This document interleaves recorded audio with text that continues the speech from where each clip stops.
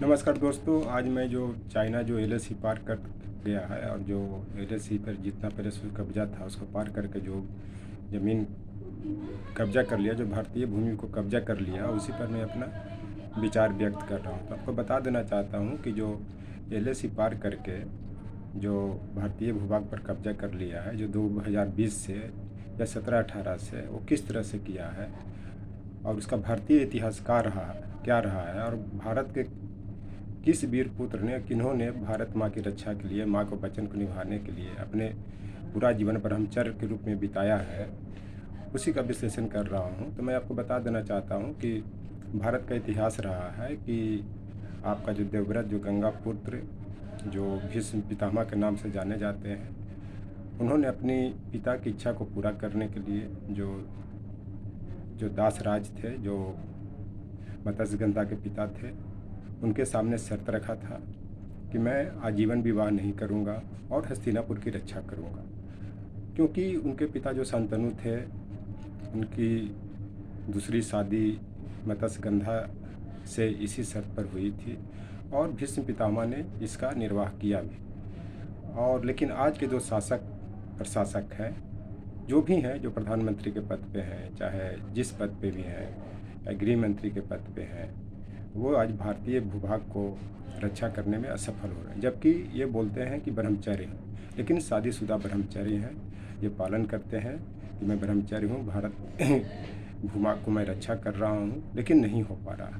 तो ये भारतीय इतिहास का देख लिए कि किस तरह से तहस नहस किया जा रहा है। उसी कारण भारत भारती में मैथिली शरण गुप्त में लिखा था, हम क्या थे, क्या हो गए, क्या हो रहे हैं और आगे क्या होंगे। मैंने भारत का इतिहास क्या था, आज क्या हो रहा है, किसी से छिपा हुआ नहीं है।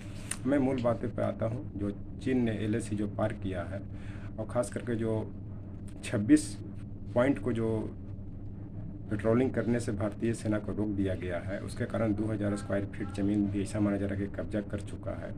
उसमें जो मुख्य जो पॉइंट पर जो उसका जो कब्जा किया है, जो 5 से 17, 24 से 32, 37, 51, 52, 62 और अब तक जो 39 पेट्रोलिंग पॉइंट है, वहीं तक भारतीय सेना पहुंच रही है।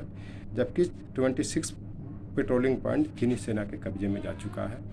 जो भारतीय सेना वहां तक पेट्रोलिंग नहीं कर पा रही है, जबकि 18 दौर की सैन्य वार्ता हो चुकी है, लेकिन इसका कोई भी परिणाम नहीं निकल रहा है। जबकि 1993 से ही समझौता का उल्लंघन किया गया, जो 1993 में समझौता किया था कि किस तरह से भारतीय सेना और चीनी सेना इसको मेंटेन करेंगे, आगे बढ़ाएंगे।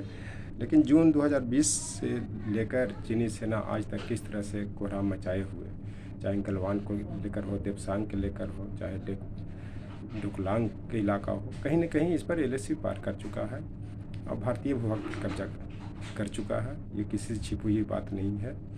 तो इसी के संदर्भ में आप देख सकते हैं कि भारतीय भूभाग को जो आज शादीशुदा जो ब्रह्मचर्य धारण किए हुए हैं, चाहे जो भी हैं, मैं किन्हीं का नाम नहीं लूँगा, और बड़े बड़े बात बोलते हैं विदेश में जा कर के, चाहे कहीं पे भी, कि संप्रभुता को रक्षा करना चाहिए, राष्ट्रीय एकता अखंडता की रक्षा करना चाहिए, यथास्थिति बनाए रखना चाहिए।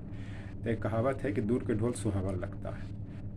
दूसरी चीज़ की सूप दूसरे चलने के कि तुम में बहुत छेद है। मेरा कहने का मतलब है कि आप दूर में जाकर ढोल बजा रहे हैं कि यथास्थिति बनाए रखना चाहिए, राष्ट्रीय एकता अखंडता को रक्षा होनी चाहिए, संप्रभुता की रक्षा होना चाहिए।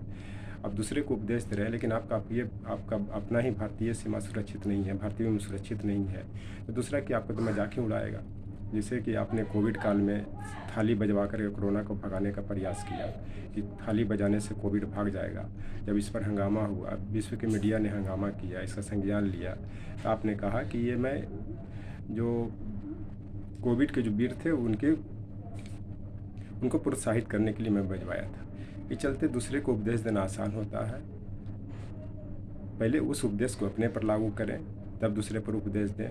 इससे जग हँसाई ही होती है और हो भी रही है कि अपने सीमा को तो संभाल नहीं पा रहे हैं, चीन को तो संभाल नहीं पा रहे हैं, लेकिन आप जो है कि विदेश में जा कर के जो आप भ्रमण कर रहे हैं, आप उपदेश दे रहे हैं, ये कैसा उपदेश है?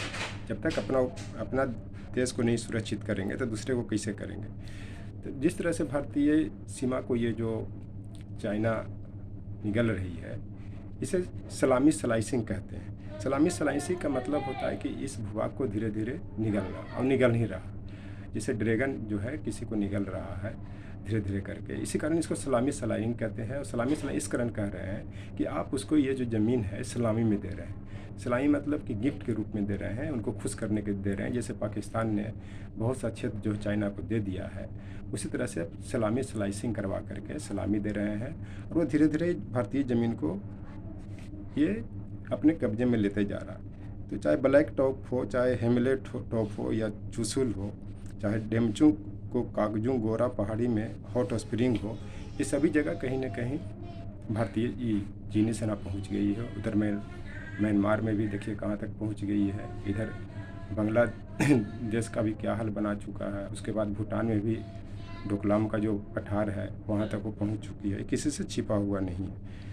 तो ये जो हुकूमत जो आप चला रहे हैं, मैंने दबदबा के बल पे, और लोगों की जनता को, खास करके भारतीय सेना को जो, और ख़ास करके देश की जनता को जो बेवकूफ़ बना रहे हैं या ज़बरदस्ती करवा रहे हैं, या जो भी इसका विरोध कर रहे हैं, उस पर सीबीआई लगा करके, ईडी लगा करके, या जो भी इस तरह के इन्वेस्टिगेशन एजेंसियां हैं, पुलिस के मैनिपुलेट करके, प्रशासन को मैनिपुलेट करके जो परेशान कर रहे हैं, ये बहुत दिन तक नहीं चलने वाला है। इसका रिजल्ट आपको कर्नाटक में मिल चुका है। क्योंकि देश की जनता हर चीज़ से समझौता कर लेगी, लेकिन संप्रभुता, राष्ट्रीय एकता, अखंडता से समझौता नहीं करेगी।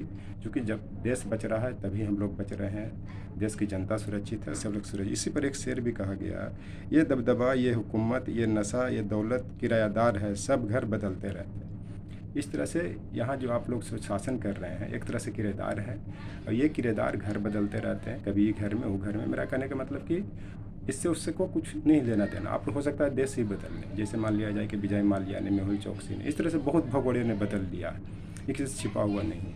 हो सकता है कि कल करके अडानी भी इस देश को बदलने छोड़ दें, सत्ता का परिवर्तन हो, हुकूमत का परिवर्तन हो। क्योंकि बैंक का क्या हाल बना चुके हैं अडानी जी ने, किसी से छिपी हुई बात नहीं। तो ये देश की स्थिति किस तरह से ख़राब हुई पड़ी है, और चीनी सेना किस तरह से भारतीय भूभाग पर कब्जा कर रहा है, और सलामी स्लाइसिंग के द्वारा भारतीय भूभाग पर जो कब्जा कर चुका है, इसे कैसे रोका जाए, ये किसी से छिपा हुआ नहीं है।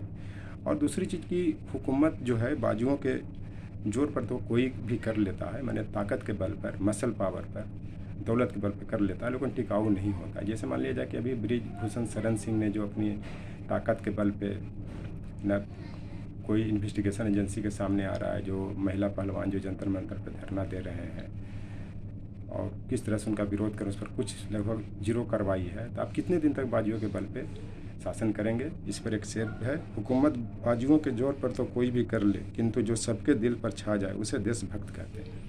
मतलब बाजुओं के बल पे या मसल पावर पे या किसी तरह भी शासन कर ले, लेकिन उससे आप देशवासियों के दिल में नहीं छाइएगा, इस देशभक्त नहीं कहलाइएगा। देशभक्त तभी कहलाइएगा, सभी के दिल पे तभी छाइएगा जब आप भारतीय भूभाग को रक्षा करें, चीनी ड्रैगन से भारतीय भूभाग को बचाएं, और जहाँ जहाँ भी चीनी सेना आक्रामित हो रही है उसका मुकाबला करें। और दूर में ढोल बजाने से कुछ नहीं होगा, पहले अपने देश में ढोल बजाइए, तब दूर के ढोल को सुहावना बनाइए।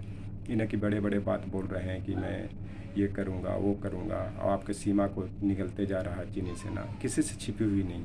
चलिए भारतीय इतिहास में भी एक और राम का भी कहानी है कि जो अपनी माँ के कई के वचन को पूरा करने के लिए 14 वर्ष तक वनवास गए, इस कारण कि वो चाहते थे कि जो अयोध्या का जो शासक भरत बने, अयोध्या टूटे नहीं, राज्य की एकता अखंडता सुरक्षित रहे, भाई भाई में झगड़ा नहीं हो। लेकिन आज के शासक विवाह जो कर करके शासक बनते हैं और जीवन ब्रह्मचर्य धारण करने की कोशिश करते हैं, वो ऐसा नहीं कर सकते। कहीं ना कहीं उनको लगता है कि अगर मुझे कुछ हो गया तो मेरे बीवी के क्या होगी। इस चलते दिखावा ब्रह्मचर्य आदमी को नहीं अपनाना चाहिए। वास्तव में जो ब्रह्मचर्य रहता है, जिसका कोई नहीं होता, उसको शासन प्रशासन से कोई मतलब नहीं होता, राजपाट से कोई मतलब नहीं होता। ब्रह्मचर्य का मतलब होता है कि ब्रह्म की तरह विचरण करना, ब्रह्म की तरह विचार लाना, ब्रह्म की तरह सबको एक नज़र से देखना।